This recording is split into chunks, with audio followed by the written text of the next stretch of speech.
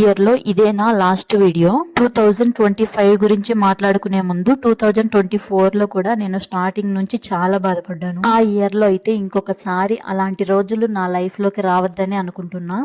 ఎవరిని నమ్మకూడదనేసి నేర్చుకున్నా. 2024 లో ప్రతిరోజు నేనైతే ఏడ్చాను. 2024 లాస్ట్ లో నేనైతే కన్సీవ్ అయ్యాను. అదే నాకైతే పెద్ద హ్యాపీనెస్ ఆ ఇయర్ లో. 2025 లో కూడా అంతే, నా బిడ్డ పుట్టాడని ఒక హ్యాపీనెస్. ప్రెగ్నెన్సీలో అలాగే డెలివరీ అయిన తర్వాత ఎవరైనా ఒక మాట అంటే అది లైఫ్ లాంగ్ గుర్తుంటుంది. ఆ మాటలే గుర్తొస్తూ ఉంటాయి కదా.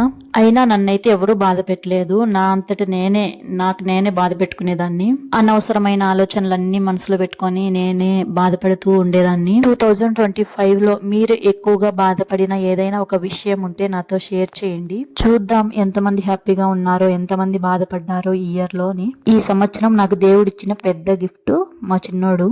వీడియో నచ్చితే సబ్స్క్రైబ్ చేసుకోండి. అంతేకాదు అందరికీ హ్యాపీ న్యూ ఇయర్.